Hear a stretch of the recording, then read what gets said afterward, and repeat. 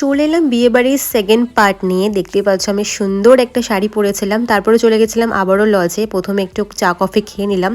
আর এই শাড়িটা আমি পুজোর সময় নিয়েছিলাম, পুজোতে পরবো বলে, বাট সেটা হয়ে গেল বিয়েবাড়িতে পরা। যাই হোক, তারপর প্রদীপের সাথে চলে এলাম ফুচকা খেতে। তো এখানে ফুচকা খেলাম, বিয়েবাড়িতে এসেছি একটু ফুচকা তো খেতেই হয়, তাই না? আর এই হচ্ছে আমার একদম ফুল লুক। কেমন লাগছে অবশ্যই কিন্তু তোমরা কমেন্টসে জানিও। তারপর চলে এলাম বর মশাইয়ের সাথে একটু কথা বলতে, কারণ আমারও বাড়ি যাওয়ার লেট হয়ে যাচ্ছিলো। তারপর আমি খেতে বসে পড়েছিলাম। খাবারে কিন্তু অনেক কিছু ছিল। প্রথমে দিদি ছিল হচ্ছে ডিমের অমলেট সাথে সস, সেটা খেলাম, খেতে অসাধারণ ছিল। দেখতে পাচ্ছ এখানে অনেক কিছু আইটেম ছিল। আর আমি তো বেশি কিছু খাইনি, নানপুরে নিয়েছিলাম, সেটাও গোটা খেতে পারিনি। তারপর ফ্রাইড রাইস, তার সাথে 2 পিস মাটন কষা দিয়ে আমি আজকে বিয়ে বাড়িটা খাওয়া কমপ্লিট করেছি। সাথে ছিল চাটনি, পাঁপড়, মিষ্টি।